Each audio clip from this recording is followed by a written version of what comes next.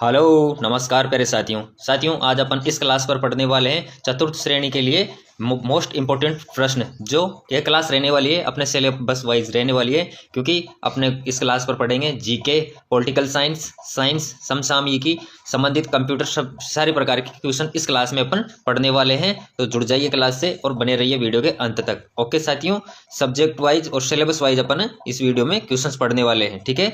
और 60 क्वेश्चन की क्लास से अपनी रहने वाली है, तो फटाफट से चैनल को सब्सक्राइब कर लीजिए, ठीक है। चलो, अपनी क्लास का पहला क्वेश्चन है कि 56 मैदान का संबंध निम्नलिखित में से किस नदी से है। तो बताओ साथियों कि 56 का मैदान है उसका संबंध कौन सी नदी से है। तो लूनी, बनास, चंबल, माही। तो कौन सी नदी से है। तो 56 मैदान का संबंध है साथियों वो है माही नदी से। कौन सी नदी से है। माही नदी से है। ओके बच्चों, चलो नेक्स्ट क्वेश्चन है वो है अपना कि जैसलमेर जिले में पालीवाल ब्राह्मणों द्वारा शुरू की गई परंपरागत जल संरक्षण की विधि कहलाती है। तो जो जैसलमेर जिले में पालीवाल ब्राह्मण निवास करते हैं उनके द्वारा शुरू की गई परंपरागत जल संरक्षण की विधि को क्या कहा जाता है। तो ऑप्शन है टांका, खडीन, जोहड़ या फिर कुंडी। तो क्या कहा जाता है। तो उस परंपरागत विधि को कहा जाता है खडीन। क्या कहा जाता है बच्चों। खडीन। भी आपका करेक्ट आंसर यहाँ से हो जाएगा, ठीक है। नेक्स्ट क्वेश्चन पर है अपना कि मेजा बांध किस नदी पर स्थित है। तो मेजा बांध है वह कौन सी नदी पर स्थित है, यानी कि कौन सी नदी पर बना हुआ है। तो कोटारी, माही, बनास, कांतली। तो कौन सी पर बना हुआ है। तो मेजा बांध बना हुआ है आपके। अपना राइट आंसर हो जाएगा ए, कोटारी। जो कोटारी नदी है उस पर बना हुआ है मेजा बांध। याद रहेगा आपको साथियों। क्वेश्चन सारे इंपॉर्टेंट हैं और सब्जेक्ट वाइज सारे क्वेश्चंस अपन इस क्लास पर पढ़ रहे हैं, तो बने रहिए वीडियो के अंत तक। ओके, नेक्स्ट क्वेश्चन है निम्नलिखित फसलों में से किसे प्रादेशिक भाषा में नरमा कहा जाता है। तो किस फसल को प्रादेशिक भाषा में नरमा कहा जाता है। तो नरमा किसको कहा जाता है साथियों। तो ऑप्शन है सरसों, कपास, धान, दालें। तो किसको कहा जाता है। बी अपना करेक्ट आंसर हो जाएगा कपास। कि कपास को नरमा कहा जाता है, ठीक है। ओके बच्चों, चलो नेक्स्ट क्वेश्चन अपना वो है कि राजस्थान का कौन सा शहर बावड़ियों का शहर भी कहलाता है। कौन सा शहर। बावड़ियों का शहर। तो ऑप्शन है अपना बूंदी, बाड़मेर, कोटा, टोंक। तो अपना राइट आंसर क्या हो जाएगा बच्चों। अपना राइट आंसर हो जाएगा ए, बूंदी। की जो बूंदी है उसको बावड़ियों का शहर कहते हैं। क्यों। क्योंकि यहाँ पर सर्वाधिक राजस्थान में सर्वाधिक बावड़ियां इसी शहर में बनी हुई है, इसलिए बूंदी को बावड़ियों का शहर कहा जाता है। नेक्स्ट क्वेश्चन अपना कि वर्षा जल संग्रहण करने वाला नोरिसन टांका कहाँ स्थित है। तो साथियों क्वेश्चन पूछ रहा है कि वर्षा जल संग्रहण करने वाला जो रानीसर टाका है वो कहाँ स्थित है। तो रानीसर टाका कहाँ पर स्थित है साथियों। ऑप्शन है जैसलमेर, जोधपुर, बाड़मेर, बीकानेर। अपना करेक्ट राइट आंसर क्या हो जाएगा बी, जोधपुर में। कि जो रानीसर टाका स्थित है वो है जोधपुर में। ओके, चलो नेक्स्ट क्वेश्चन अपना वो है यहाँ पर कि कोपेन वर्गीकरण का निम्नलिखित में से कौन सा कोड झालावाड़ जिले की जलवायु को निर्धारित करता है। तो जो झालावाड़ की जलवायु क्षेत्र है वह कौन सा कोपेन के वर्गीकरण के अनुसार किस जलवायु प्रदेश में आता है। तो CWG, AW, BSHW, BWHW। तो झालावाड़ आता है साथियों AW में। कौन से क्षेत्र में आता है। तो ये आता है AW जलवायु क्षेत्र में आता है, ठीक है। नेक्स्ट क्वेश्चन है साथियों अपना वो है कि निम्नलिखित में से कौन सा जिला भोराट पठारी प्रदेश में अवस्थित है। तो इनमें से कौन सा जिला है जो भोराट पठारी प्रदेश में अवस्थित है। तो जयपुर, उदयपुर, बूंदी, जैसलमेर। तो अपना राइट आंसर क्या हो जाएगा बी, अपना राइट आंसर हो जाएगा उदयपुर। कि जो उदयपुर है वो भोराट पठारी प्रदेश में बसा हुआ है, ठीक है। चलो नेक्स्ट क्वेश्चन है कि माही सुगंधा किस फसल की किस्म है। तो माही सुगंधा है वो कौन सी फसल की किस्म है साथियों। तो चावल, कपास, मक्का, गेहूं। तो किसकी फसल है। तो माही सुगंधा है चावल की किस्म है। किसकी है। चावल की किस्म है, ठीक है। नेक्स्ट क्वेश्चन अपना कि रेशम कीट अपने जीवन चक्र के किस चरण में वाणिज्यिक प्रयोग का तंतु पैदा करता है। बहुत अच्छा क्वेश्चन है साथियों, क्योंकि चतुर्थ श्रेणी में साइंस के भी क्वेश्चंस पूछे जा रहे हैं, तो मैं आपके लिए साइंस के भी क्वेश्चंस इस क्लास में लेकर आया हूं। तो बताओ कि रेशम कीट अपने जीवन चक्र में किस चरण में वाणिज्यिक प्रयोग का तंतु पैदा करता है। तो लार्वा, अंडा, प्यूपा या फिर पूर्ण कीट। तो किस प्रकार का तंतु पैदा करता है। तो रेशम कीट पैदा करता है साथियों आपके प्यूपा टाइप का तंतु पैदा करता है। सी आपका करेक्ट आंसर इस क्वेश्चन का हो जाएगा। ओके, नेक्स्ट क्वेश्चन है कि बेड की प्रथम स्तनपायी प्रतिरूप यानी कि क्लोन का नाम है। तो बेड की जो प्रथम स्तनपायी क्लोन है वो कौन सी है। तो नूरी, डॉली, लूसी या फिर दुर्गा। तो अपना राइट आंसर क्या हो जाएगा बी, कौन सी, डॉली। ओके, कि जो भेड़ की प्रथम स्तनपायी क्लोन बनाया गया था उसका नाम था डॉली भेड़, ठीक है। याद रखना है आपको अच्छे से, ठीक है। नेक्स्ट क्वेश्चन है कि लाल क्रांति किससे संबंधित है। कि जो लाल क्रांति है वो किससे संबंधित है, यानी कि रेड रेवोल्यूशन है वो किससे संबंधित है, तो मांस उत्पादन से, दुग्ध उत्पादन से, ऊन उत्पादन से या फिर गेहूं उत्पादन से। तो लाल क्रांति संबंधित है साथियों, वह है मांस उत्पादन से। किससे संबंधित है, मांस उत्पादन से। किससे, मांस उत्पादन से। याद रहेगा आपको अच्छे से, ठीक है। चलो नेक्स्ट क्वेश्चन पर आते हैं अपन।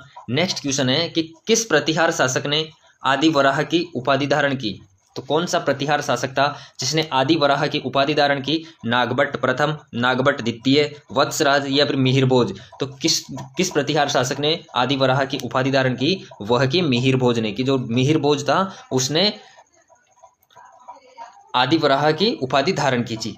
ओके ठीक है, नेक्स्ट क्वेश्चन पर आ जाते हैं अपन। नेक्स्ट क्वेश्चन है अपना साथियों यहाँ पर कि जयपुर शहर की स्थापना कब हुई थी। कि जयपुर शहर है उसकी स्थापना है वो कब हुई, तो 1734, 1868, 1727 या फिर 1714। अपना करेक्ट आंसर क्या हो जाएगा, 1727। कि कौन सा, 1727। सी आपका राइट आंसर हो जाएगा कि जो जयपुर शहर की स्थापना हुई थी साथियों वह हुई थी 1727 को। ओके चलो नेक्स्ट क्वेश्चन अपना वह है यहाँ पर कि अकबर द्वारा निम्नलिखित में से किस शासक को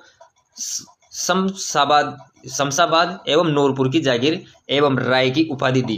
तो जो अकबर द्वारा किस शासक को शमशाबाद एवं नूरपुर की तो जागीर दी और राय नाम की उपाधि दी, तो कौन से शासक को दी, तो मारवाड़ के मोटा राजा उदय सिंह को, आमेर के मान सिंह को, बीकानेर के राय सिंह को या फिर राय मुकुंद सिंह को। तो किसको दी, तो अकबर ने शमशाबाद और नूरपुर की जागीर तथा राय की उपाधि दी, वह दी साथियों बीकानेर के राय सिंह को। किसको दी, बीकानेर के राय सिंह को दी थी। ठीक है, नेक्स्ट क्वेश्चन अपना कि बूढ़ा पुष्कर, होकरा, जायल पूरा स्थल किस काल से संबंधित है। तो ये तीनों जो स्थल है वो कौन से काल से संबंधित है, कि बूढ़ा पुष्कर, होकरा और जायल ये तीनों संबंधित है। तो नवपाषाण काल से, पुरापाषाण काल से, कांस्य काल से या फिर ताम्रपाषाण काल से। तो किससे संबंधित है, अपना राइट आंसर हो जाएगा बी, पुरापाषाण काल से संबंधित है तीनों जगह। कि बूढ़ा पुष्कर, होकरा और जायल तीनों है पुरापाषाण काल से संबंधित। ठीक है बच्चों, जो भी विद्यार्थी चतुर्थ श्रेणी की तैयारी कर रहे हैं कृपया चैनल को सब्सक्राइब कर लो ताकि आपको संपूर्ण तैयारी करने का मौका इस चैनल के माध्यम से मिलेगा। तो और सब्जेक्ट वाइज अगर आपको क्लास चाहिए तो प्ले लिस्ट में जाकर आप देख सकते हो। ओके चलो नेक्स्ट क्वेश्चन पर आ जाते हैं अपन। नेक्स्ट क्वेश्चन है निम्नलिखित में से कौन सा संप्रदाय प्रमुख मंदिर वो पीठ असंगत युग में है। तो असंगत को अपन को छांटना है। तो अलकिया संप्रदाय बिलाड़ा जोधपुर, निरंजनी संप्रदाय गाडा गांव डीडवाना, लालदासी संप्रदाय दोली दूब अलवर या फिर गुदड़ संप्रदाय दांतड़ा भीलवाड़ा। तो कौन सा असंगत है, तो ए अपना राइट आंसर हो जाएगा कि असंगत है वो है ए। ठीक है, बाकी निरंजनी संप्रदाय है उसका वो स्थित है गाडा गांव डीडवाना में, लालदासी संप्रदाय दोली दूब अलवर में स्थित है बिल्कुल है, और गुदड़ संप्रदाय दांतड़ा भीलवाड़ा में स्थित है। तो असंगत हो जाएगा ए वाला ऑप्शन। ओके नेक्स्ट क्वेश्चन है कि तुलजा भवानी का मंदिर स्थित है। तो तुलजा भवानी का मंदिर स्थित है वह कहाँ पर स्थित है, तो नाडोल, बारां, चित्तौड़गढ़ या फिर राजसमंद। तो कहाँ पर स्थित है, तो तुलजा भवानी का मंदिर स्थित है साथियों वह स्थित है आपके चित्तौड़गढ़ में। कहाँ पर, चित्तौड़गढ़ में। कि तुलजा भवानी का मंदिर स्थित है चित्तौड़गढ़ में। ओके अगला क्वेश्चन है बच्चों कि मोरचंग है एक सुशीर वाद्य, एक घन वाद्य, एक तत्वाद्य, एक अवनद वाद्य। तो मोरचंग क्या है, तो मोरचंग एक प्रकार का साथियों एक सुशीर वाद्य है, कि एक सुशीर वाद्य यंत्र है। ठीक है, चलो नेक्स्ट क्वेश्चन है अपना कि लांगुरिया गीत किस मेले का आकर्षण है। तो ऑप्शन है अपने पास जीण माता का मेला, रामदेव जी का मेला, शीतला माता का मेला या फिर केला देवी का मेला। तो लांगुरिया गीत किस मेले का आकर्षण है, डी अपना करेक्ट आंसर हो जाएगा केला देवी का मेला। कि जो लांगुरिया गीत प्रसिद्ध है वो है केला देवी मेले के। ठीक है, नेक्स्ट क्वेश्चन पर आ जाते हैं। नेक्स्ट क्वेश्चन है कि राजस्थान के कौन से लोक देवता को धोलिया वीर के नाम से भी जाना जाता है। तो राजस्थान के कौन से लोक देवता हैं जिनको धोलिया वीर के नाम से भी जाना जाता है, तो पाबू जी, कबीर, गोगा जी, तेजा जी। अपना राइट आंसर क्या हो जाएगा साथियों, फटाफट से कमेंट्स बॉक्स में आंसर करो, बताओ कि जो धोलिया वीर कहा जाता है वो कहा जाता है तेजा जी को। डी आपका राइट आंसर हो जाएगा तेजा जी। ठीक है, ओके अगला क्वेश्चन है वो है अपना कि मादा पशुओं में पिट्यूटरी नामक हार्मोन का इंजेक्शन देने से क्या होता है। तो मादा पशुओं में पिट्यूटराइन नामक जो हार्मोन का प्रोडक्शन होता है, इंजेक्शन लगा, उनका इंजेक्शन लगाने देने से क्या होता है, तो दूध की मात्रा बढ़ जाती है, दूध की मात्रा घट जाती है, दूध सूख जाता है, दूध उतर जाता है। तो अपना राइट आंसर क्या हो जाएगा, डी, दूध उतर जाता है। यानी कि जो मादा पशु होती है उसमें पिट्यूटरीन नामक हार्मोन इंजेक्ट किया जाता है, उससे दूध उतर जाता है। ठीक है, चलो नेक्स्ट क्वेश्चन अपना वह है यहाँ पर, नेक्स्ट क्वेश्चन है साथियों अपना यहाँ पर कि मादा पशुओं में बच्चे पैदा होते समय कौन सा हार्मोन अधिक सक्रिय होता है। कि जो मादा पशु होती है उसमें बच्चा पैदा होता है उस समय कौन सा हार्मोन है जो अधिक मात्रा में सक्रिय हो जाता है, तो प्रोजेस्टेरोन, ऑक्सीटोसिन, एंड्रोजन या फिर इनमें से कोई नहीं। तो अपना राइट आंसर हो जाएगा बी, ऑक्सीटोसिन। जो ऑक्सीटोसिन हार्मोन है उसकी सक्रियता अधिक हो जाती है। ठीक है, नेक्स्ट क्वेश्चन है कि श्वेत क्रांति यानी कि व्हाइट रेवोल्यूशन किससे संबंधित है। तो श्वेत क्रांति संबंधित है साथियों, किससे संबंधित है, ऑप्शन है चूना उत्पादन से, नमक उत्पादन से, दुग्ध उत्पादन से या फिर उर्वरक उत्पादन से। तो श्वेत क्रांति संबंधित है आपके दुग्ध उत्पादन से, सी आपका राइट आंसर हो जाएगा कि दुग्ध उत्पादन से श्वेत क्रांति का संबंध है। ओके साथियों, नेक्स्ट क्वेश्चन है कि राजस्थान के किस भाग में हाडोती पठार स्थित है। तो राजस्थान का कौन सा भाग है जिसमें हाडोती के पठार स्थित है, तो दक्षिण पश्चिम, उत्तर पश्चिम, उत्तर पूर्व, दक्षिण पूर्व। अपना राइट आंसर क्या हो जाएगा, डी, दक्षिण पूर्व की जो राजस्थान में हाडोती का पठार स्थित है वह स्थित है दक्षिण पूर्व में। जैसे ये तो हो गया राजस्थान, ठीक, ये हो गया आपका उत्तर, ये हो गया दक्षिण, ये हो गया पूर्व, ये हो गया पश्चिम। तो हाडोती का पठार है वह स्थित है दक्षिण पूर्व में, यानी कि इस क्षेत्र में हाडोती का पठार स्थित है। ओके, याद रहेगा आपको अच्छे से। चलो नेक्स्ट क्वेश्चन पर आते हैं अपन कि राजस्थान में निम्न में से कौन सी सिंचाई स्रोत कुल सिंचित क्षेत्र से सर्वाधिक योगदान रखता है। यानी कि जो राजस्थान में सिंचाई की जाती है वो किसके माध्यम से सर्वाधिक की जाती है, नहरों, तालाब, कुएं एवं नलकूप, खेती है तालाब। तो किससे ज्यादा होती है, सी अपना राइट आंसर हो जाएगा, कुएं एवं नलकूप के माध्यम से राजस्थान में सर्वाधिक सिंचाई होती है। ओके, आ जाते हैं नेक्स्ट क्वेश्चन पर। नेक्स्ट क्वेश्चन है अपना कि थॉर्नवेट के वर्गीकरण के अनुसार निम्नलिखित में से किस जलवायु वर्ग में जैसलमेर अवस्थित है। तो बताओ साथियों, अपना राइट आंसर क्या हो जाएगा, ए अपना राइट आंसर हो जाएगा EAD। जो EAD जलवायु वर्ग है उस पर आता है जैसलमेर। ओके, चलो नेक्स्ट क्वेश्चन है साथियों अपना कि निम्नलिखित में से कौन सा प्रक्रम राजस्थान में रेगिस्तानीकरण का प्रमुख कारण है।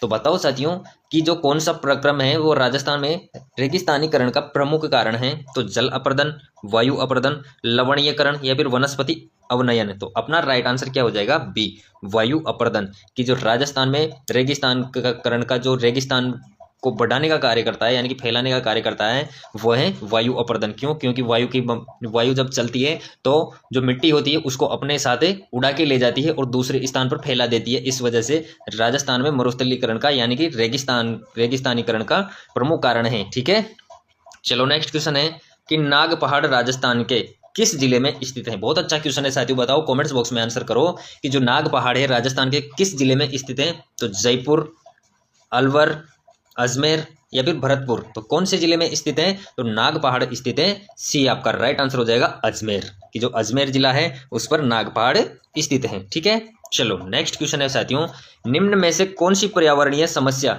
रेंगती मृत्यु कहलाती है।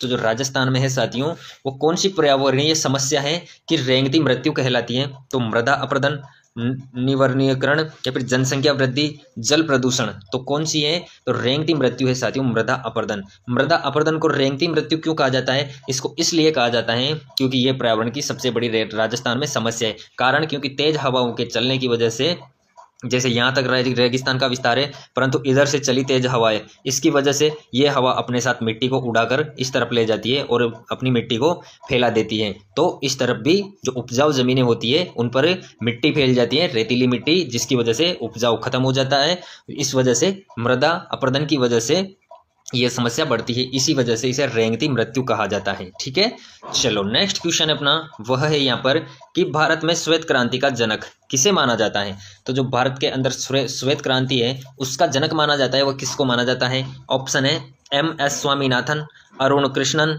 डॉक्टर वर्गीज कुरियन या फिर इंदिरा गांधी। तो अपना राइट आंसर हो जाएगा सी कि श्वेत क्रांति का जो जनक माना गया है वो माना जाता है डॉक्टर वर्गीज कुरियन को। किसको माना जाता है? डॉक्टर वर्गीज कुरियन को श्वेत क्रांति का जनक माना जाता है। ओके साथियों, नेक्स्ट क्वेश्चन है कि राजस्थान सरकार द्वारा किसानों को फसल सुरक्षा हेतु 30,000 किमी लंबी तारबंदी के लिए कितने किसानों को अनुदान दिया जाएगा? तो जो राजस्थान सरकार की स्कीम है उसके तहत फसल सुरक्षा के लिए जो तारबंदी की जाती है उसका टारगेट है कि 30,000 किलोमीटर लंबी तारबंदी की जो योजना रखी गई इसके अंदर वो किसानों को अनुदान दिया जाएगा। तो कितने किसान को दिया जाएगा? तो 1,25,000 किसानों को, 75,000 किसानों को, 1,00,000 किसानों को या फिर 50,000 किसानों को। तो कितने किसानों को इसका लाभ दिया जाएगा? वह दिया जाएगा 75,000 किसानों को। कितने किसानों को? 75,000 किसानों को। ठीक है, ओके। नेक्स्ट क्वेश्चन है साथियों, ये करंट के क्वेश्चन है साथियों, समसामयिक से संबंधित भी क्वेश्चन आपके चतुर्थ श्रेणी भर्ती में पूछे जाएंगे, तो इस वजह से मैं ये क्वेश्चन आपके लिए क्लास में लेकर आया हूँ। ओके साथियों, चैनल को सब्सक्राइब करना मत भूलना जितने भी विद्यार्थी नए जुड़े हैं, ताकि आप ऐसी ही क्लास का लाभ ले सको। ओके चलो, नेक्स्ट क्वेश्चन है प्रधानमंत्री धन धान्य कृषि योजना के तहत कितने करोड़ रुपए का प्रावधान किया गया है?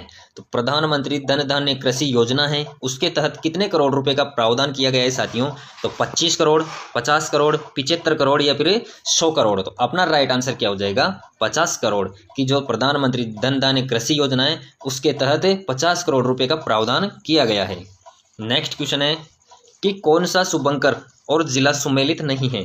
तो कौन सा शुभंकर और जिला सुमेलित नहीं है? देखते हैं। चीतल हिरण जयपुर, काला तीतर झुंझुनू, कबर बिज्जू बांसवाड़ा या फिर डेमोइलेस क्रेन जोधपुर। तो कौन सा असंगत है? तो सुमेलित नहीं है, वो है सी कबर बिज्जू बांसवाड़ा, ये असंगत है। नेक्स्ट क्वेश्चन है साथियों कि ग्रीन एनर्जी कॉरिडोर राजस्थान के किस जिलों से गुजरेगा? तो ग्रीन एनर्जी कॉरिडोर है राजस्थान में बनने जा रहा है, वो किन किन जिलों से गुजरेगा?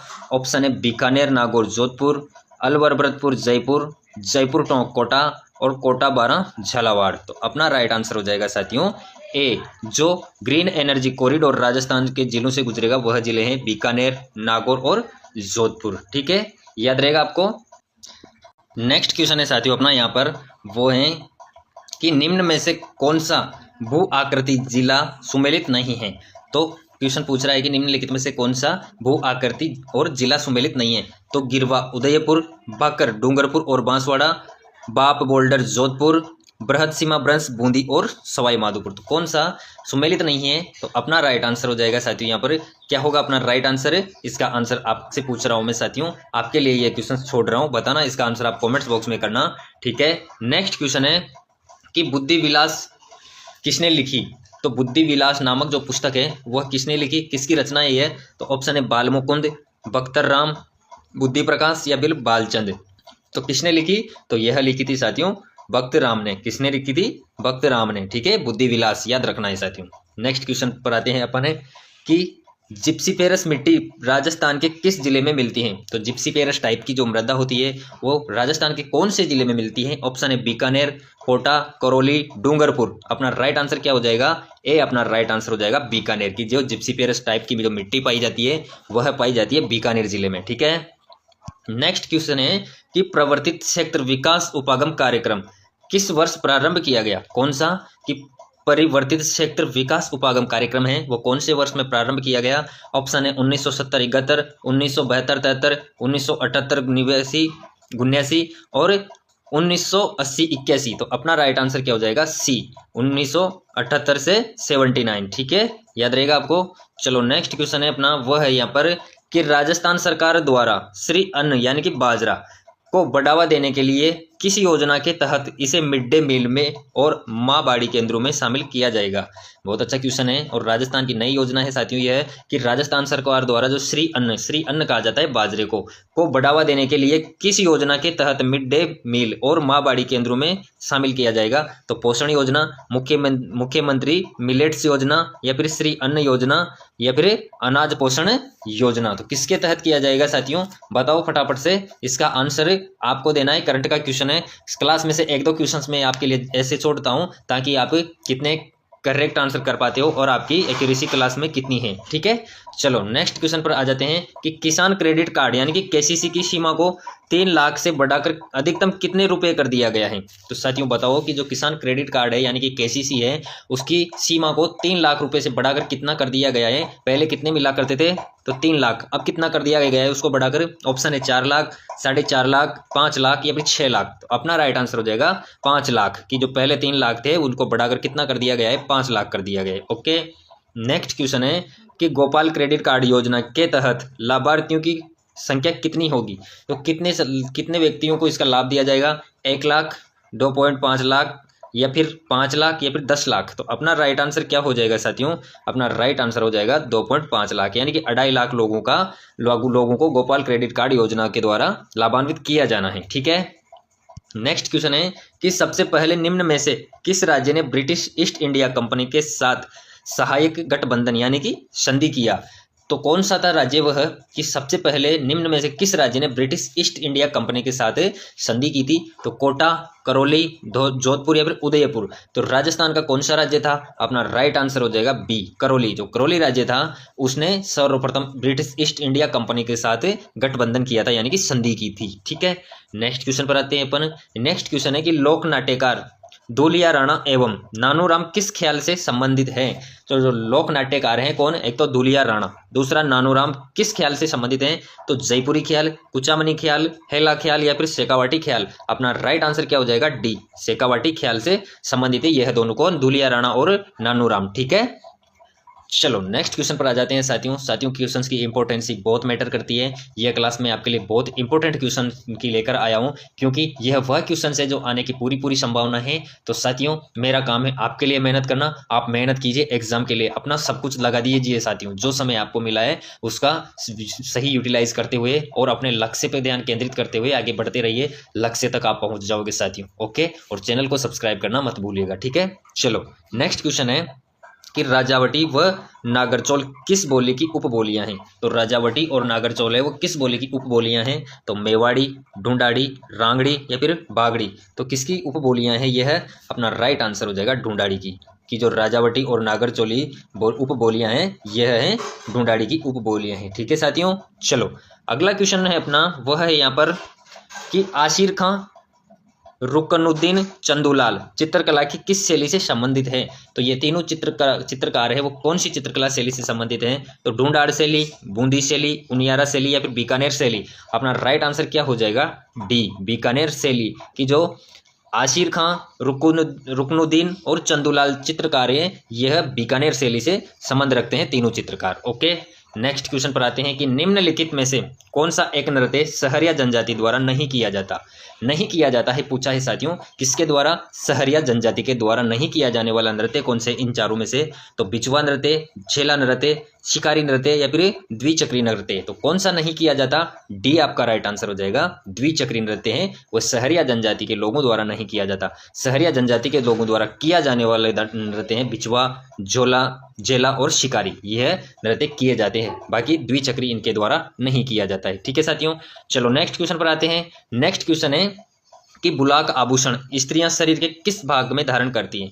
तो साथियों बुलाक टाइप का जो ऑर्नामेंट है वो लेडीज कौन से बॉडी पार्ट में पहनती हैं? तो कान, नाक, गर्दन या फिर कमर? तो कौन से पर पहनती है? तो नाक पर। बी आपका राइट आंसर हो जाएगा कि जो बुलाक नामक का आभूषण होता है वो लेडीज नाक में धारण करती है। ठीक है, अगला क्वेश्चन है कि निम्न में से कौन सा संविधान की समवर्ती सूची में शामिल नहीं है? बहुत अच्छा क्वेश्चन है, क्योंकि पॉलिटिकल साइंस के भी क्वेश्चंस आपके चतुर्थ श्रेणी में आने वाले हैं, इसलिए ये भी क्लास में मैंने ऐड किए हैं। तो बताओ साथियों निम्न में से कौन सा संविधान की समवर्ती सूची में सम्मिलित नहीं है? तो बताओ व्यापार संघ, नागरिकता, अखिल भारतीय सेवाएं, अंतर्राज्यीय नदियां? तो कौन सा शामिल नहीं है? तो संविधान की समवर्ती सूची में सम्मिलित नहीं है वो है व्यापार संघ। ए आपका राइट आंसर हो जाएगा। ओके, चलो नेक्स्ट क्वेश्चन है कि संविधान की किस सूची में निवारक निरोध का उल्लेख है? तो बताओ साथियों समवर्ती सूची में, राज्य सूची में, संघ सूची एवं समवर्ती सूची दोनों में या फिर संघ सूची में? तो अपना राइट आंसर क्या हो जाएगा? सी, संघ सूची एवं समवर्ती सूची दोनों में। ओके, चलो बढ़ते हैं अगले क्वेश्चन की ओर। अपना अगला क्वेश्चन है कि सार्वजनिक आदेश को संविधान में किस सूची में सम्मिलित किया गया है? कि जो सार्वजनिक आदेश हैं उसको संविधान की कौन सी सूची में सम्मिलित किया गया है? तो समवर्ती सूची, संघ सूची एवं समवर्ती सूची दोनों में या फिर संघ सूची या फिर राज्य सूची? तो अपना राइट आंसर हो जाएगा डी, राज्य सूची में, कि जो सार्वजनिक आदेश को संविधान की राज्य सूची में सम्मिलित किया गया है। ओके साथियों, नेक्स्ट क्वेश्चन अपना वह है कि 1923 में अजमेर से प्रकाशित राजस्थान सेवा संघ के समाचार पत्र का नाम क्या था।